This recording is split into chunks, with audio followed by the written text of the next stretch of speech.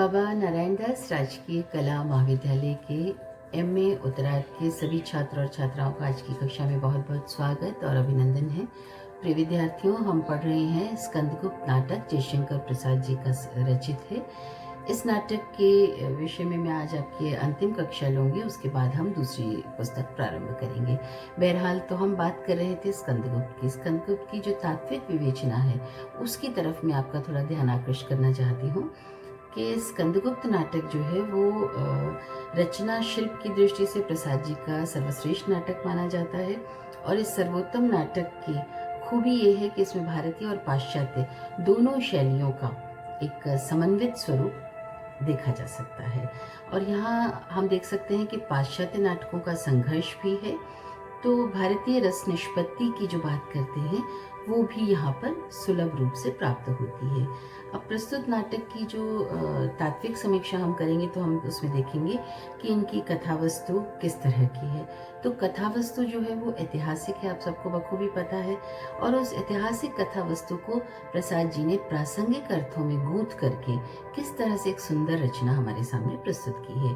प्राचीन काल से अगर हम बात करते हैं तो कथावस्तु विवेचना के जो कुछ तत्व हैं उनको लेकर के भी हम यहाँ पर चर्चा करेंगे।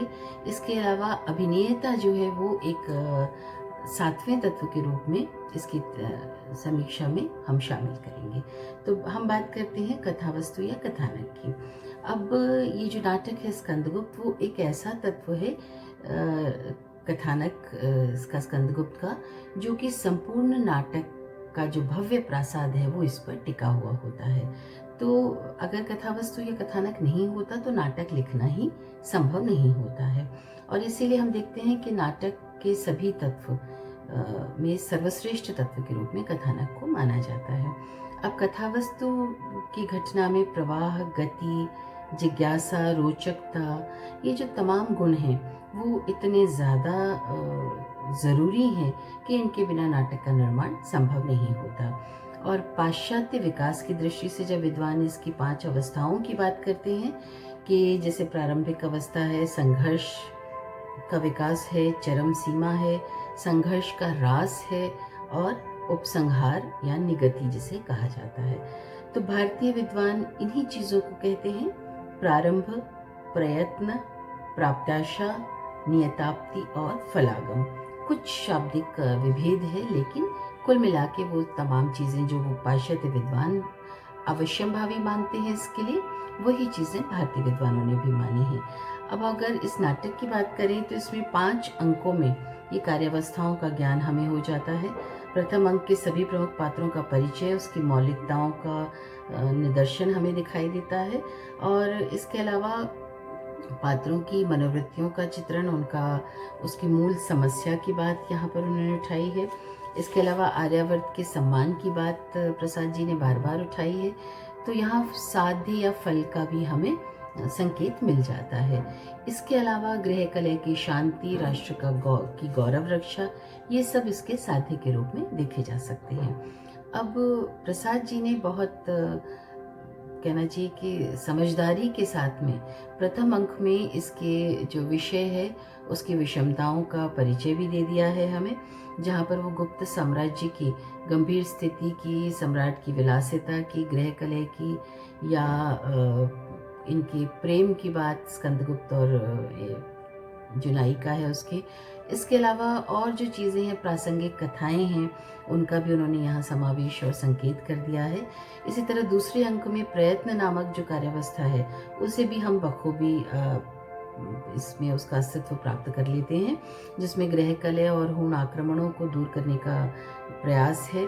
इसके अलावा गृह कलह के कारणों के रूप में भट्टार्क और अनंत देवी जैसे पात्रों की संरचना है, और उनके जितने भी कार्यकलाप हैं वो सब अपन उसमें देख सकते हैं। इसी के साथ जो तृतीय अंक के रूप में प्रत्याशा की बात है वो भी यहाँ पर हमें उपलब्ध हो जाती है, और पाश्चात्य नाट्यशास्त्र का जो चरम रूप के योग का उल्लेख हमने देखा था वो भी यहाँ पर प्राप्त होता है। प्रधान पात्र स्कंदगुप्त का विरोध, आशंका, कष्ट की चरम सीमा तक जा पहुँचता है, और यहाँ भट्टार्क के विश्वासघात से दिखाते हैं कि कथा किस तरह से मोड़ लेती है। और चौथे दृश्य में चूंकि नियताप्ति होना ज़रूरी है, लेकिन वो थोड़ा-सा यहाँ पर हमें ऐसा लगता है कि नियताप्ति के स्थान पर निगति जो है वो हाँ प्रसाद जी ने उसका उपयोग किया है।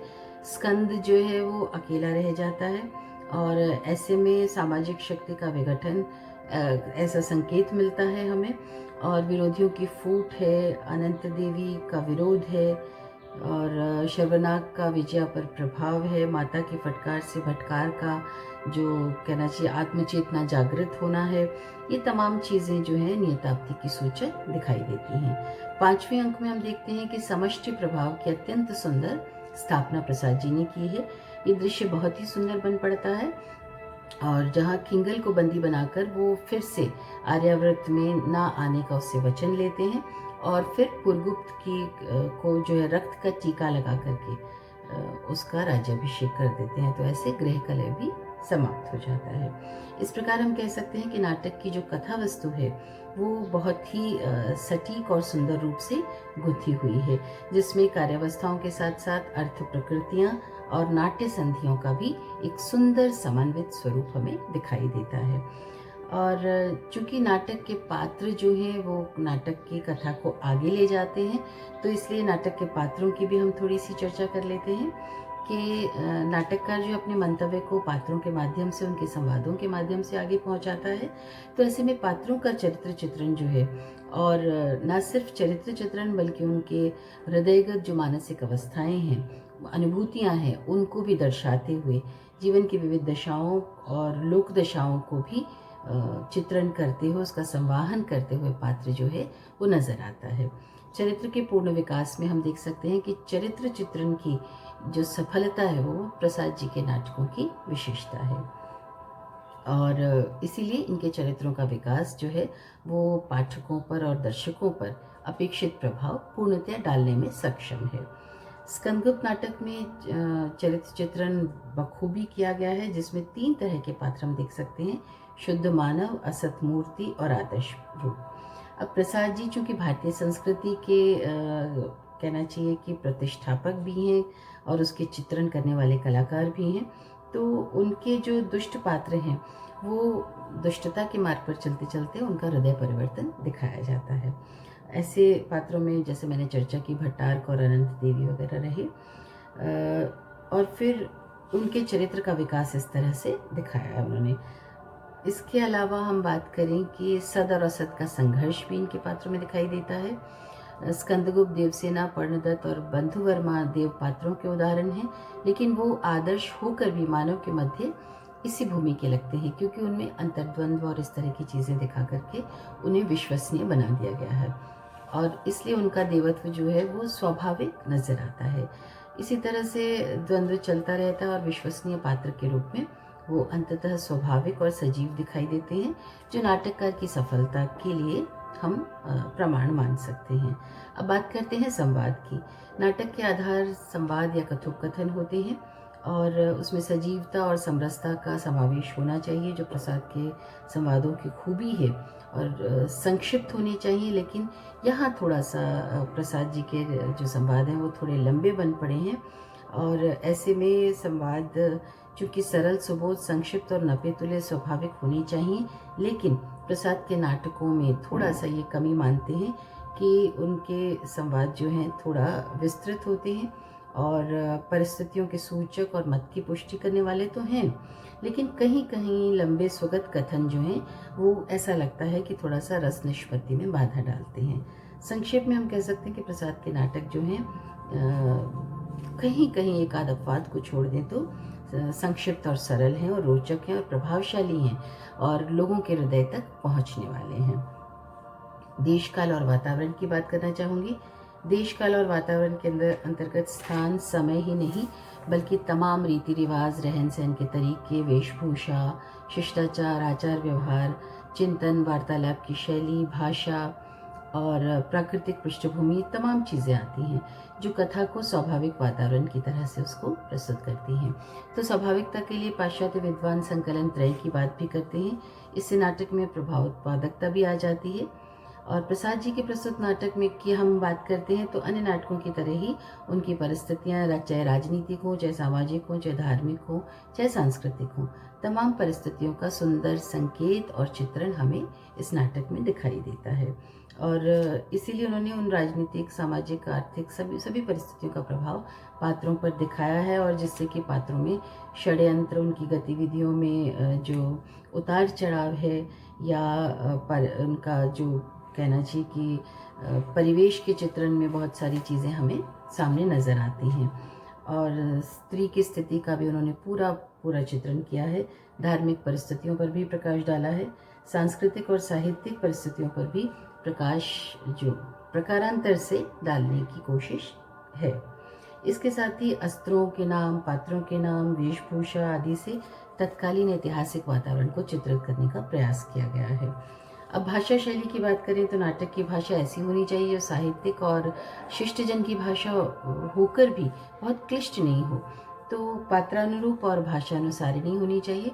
तो चूंकि ऐतिहासिक उस काल की पृष्ठभूमि है, तो इनके नाटक जो भाषा है वो संस्कृतनिष्ठ और काव्यात्मकता पूर्ण होने के कारण इस ऐतिहासिक वातावरण को कहीं ना कहीं हमारे सामने स्पष्ट करती है।